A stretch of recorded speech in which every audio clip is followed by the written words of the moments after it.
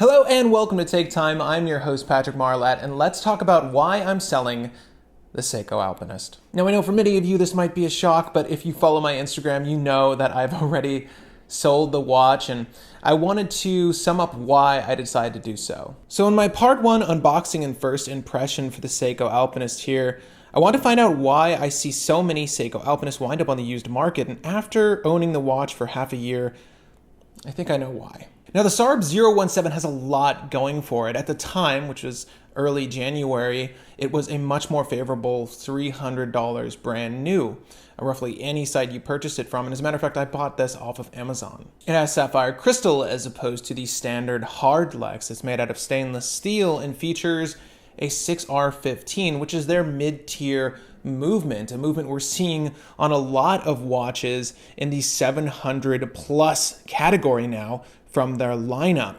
And although the SARB017 lacked the option of coming on the bracelet stock standard, more on the Seiko Alpinist bracelet in my review here on the channel, it was a quality package. However, after 6 months of ownership, my model has seen little to no use, and here's why. The dial is very bland. That probably sounds crazy, but the sunburst effect is flat and unappealing due to the odd matte finishing. You know, the same issue I had with my Patty Turtle, as a matter of fact, the SRP-A21. The matte finishing masked how gorgeous the sunburst effect could have been. And that's just a shame. The gold markers are also flat and lack any dimensionality. Instead of being bold with sharp, eye-catching ends, they're rounded and thin, deprived of any real character that you'd assume would be there on this outrageous dial. But you can look at macro shots of this thing.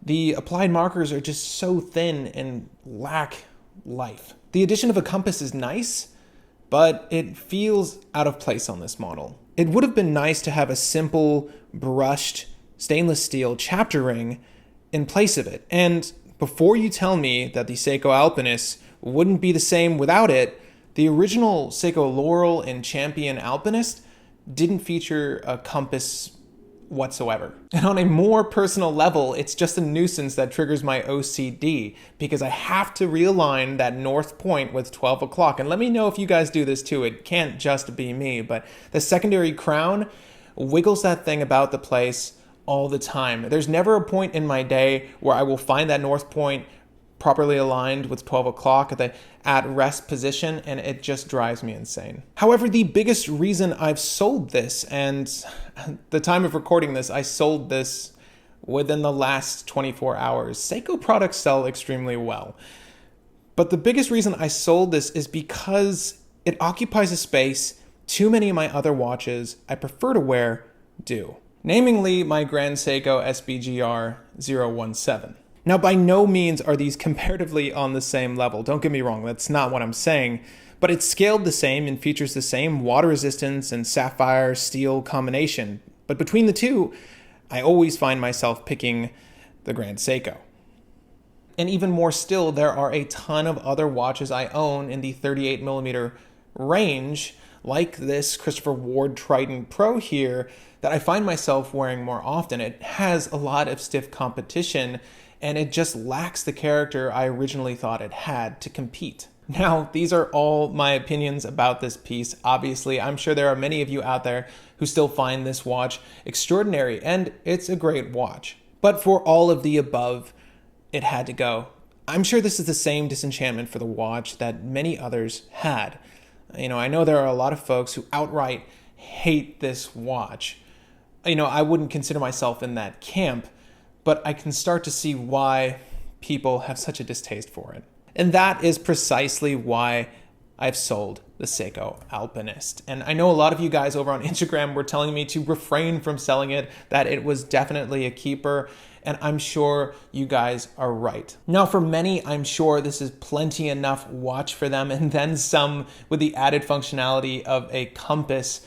But for me, the compass was unnecessary. The green dial is hard to admire underneath that matte finishing.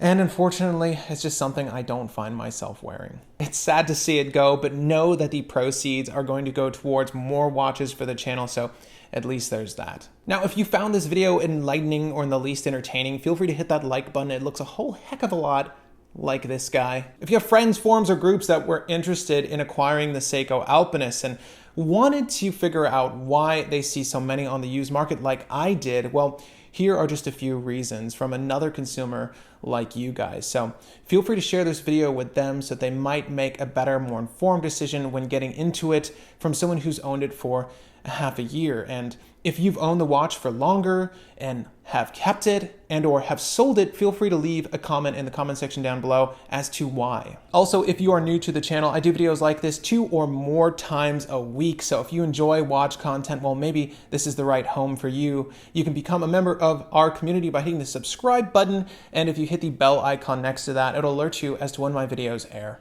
Again, my name is Patrick Marlatt, and thank you for the time.